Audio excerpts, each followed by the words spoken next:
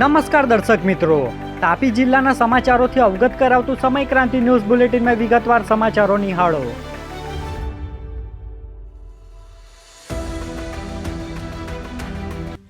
તાપી જિલ્લાની સોંગઢ કોર્ટ સામે આવેલ વકીલની ઓફિસ ખાતે વીજ તાર લાગતા શ્રમિક ઇજાગ્રસ્ત। સોંગઢ કોર્ટ સામે આવેલ એડવોકેટની ઓફિસ પર રંગકામ કરતા એક શ્રમિકને અચાનક વીજ તાર લાગતા જોરદાર ઝટકો લાગ્યો અને નીચે પડી જતા ગંભીર રીતે ઇજાગ્રસ્ત બન્યા હતા।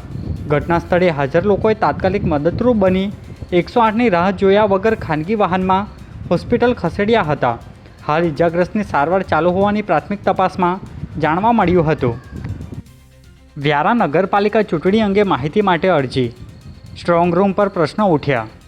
વ્યારા નગરપાલિકાની ચૂંટણી દરમિયાન વોર્ડ નંબર 6માં થયેલી પ્રક્રિયા અંગે માહિતી મેળવવા માહિતી અધિકાર હેઠળ અરજી કરવામાં આવી છે। અરજીમાં મતદાનમાં ઉપયોગમાં લેવાયેલા બેલેટ યુનિટ અને કંટ્રોલ યુનિટનો વિગત સાથે મતદાન બાદ સ્ટ્રોંગ રૂમમાં રાખવાની પ્રક્રિયા અંગે પ્રશ્નો ઉઠાવવામાં આવ્યા છે, તેમજ સીસીટીવી કેમેરા, સીલ પ્રક્રિયા અને લાઇટ વ્યવસ્થા અંગે સ્પષ્ટતા માંગવામાં આવી છે। અરજીકર્તાએ પારદર્શિતા જળવાઈ રહે તે માટે સંબંધિત વિભાગ પાસેથી જવાબ માંગ્યા છે। સોંગઢના ગોપાલપુરા ગામે સંભવિત પ્લાસ્ટિક કારખાનાને લઈ ગ્રામજનો દ્વારા ઉગ્ર વિરોધ પ્રદર્શન। સોંગઢ તાલુકાના ગોપાલપુરા ગામે સંભવિત પ્લાસ્ટિક બનાવવાના કારખાનાની સ્થાપનાના મુદ્દે ગ્રામજનોએ ઉગ્ર વિરોધ નોંધાવ્યો હતો।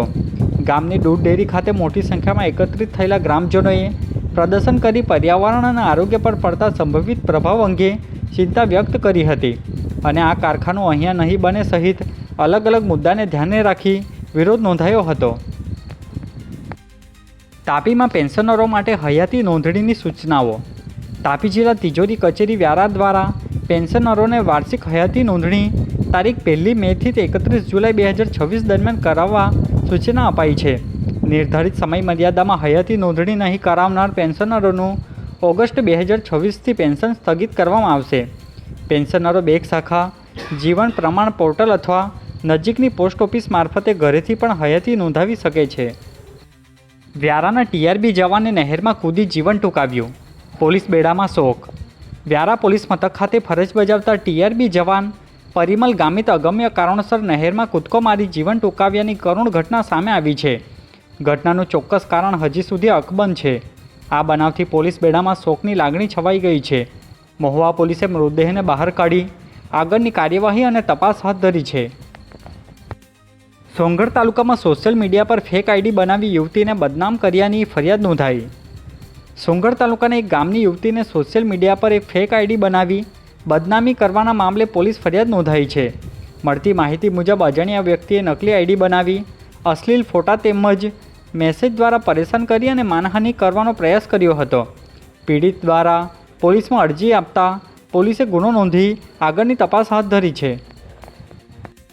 તાપી જિલ્લા સેવા સદન હોલમાં જિલ્લા સ્વાગત કાર્યક્રમમાં 57માંથી 48 પ્રશ્નોનો નિકાલ કરવામાં આવ્યો। તાપી જિલ્લા સેવા સદનના હોલમાં જિલ્લા કલેક્ટર ડૉક્ટર વિપિન ગર્ગના અધ્યક્ષસ્થાને જિલ્લા સ્વાગત કાર્યક્રમ યોજાયો હતો, જેમાં કુલ 54 અરજદારોના 57 પ્રશ્નો રજૂ થયા હતા, જેમાંથી 48 પ્રશ્નોનો હકારાત્મક નિકાલ કરવામાં આવ્યો હતો। આ કાર્યક્રમમાં 36 અરજદારો તથા સંબંધિત વિભાગના અધિકારીઓ ઉપસ્થિત રહ્યા હતા। સોંગઢના કાકડકુવા પ્રાથમિક શાળાની શિક્ષિકાને યાદગાર વિદાય અપાઈ। સોંગઢ તાલુકાના કાકડકુવા ગામે પ્રાથમિક શાળાની શિક્ષિકા અનિલાબેન ચૌધરીને 39 વર્ષની દીર્ઘ સેવા પૂર્ણ કરી વય નિવૃત્તિ નિમિત્તે શાળા પરિવાર, ગ્રામજનો અને વિદ્યાર્થીઓ દ્વારા ભાવભીની અને યાદગાર વિદાય અપાઈ હતી। ગામમાં 27 વર્ષ સુધી નિષ્ઠાપૂર્વક ફરજ બજાવી અનેક વિદ્યાર્થીઓના ભવિષ્ય ઘડનાર અનિલાબેનના યોગદાનને સૌએ બિરદાવ્યું હતું અને તેમના આરોગ્યમય જીવન માટે શુભેચ્છાઓ પાઠવી હતી। આજે બુલેટિનમાં બસ આટલું જ અને સમય ક્રાંતિ ન્યૂઝ ચેનલને લાઇક, શેર, કોમેન્ટ્સ અને સબસ્ક્રાઇબ અવશ્ય કરી લેશો, જેથી કરી તમને તાપી જિલ્લાના સમાચારોની અપડેટ મળતી રહે અને મને રજા આપશો। આભાર। જય હિન્દ, જય ભારત।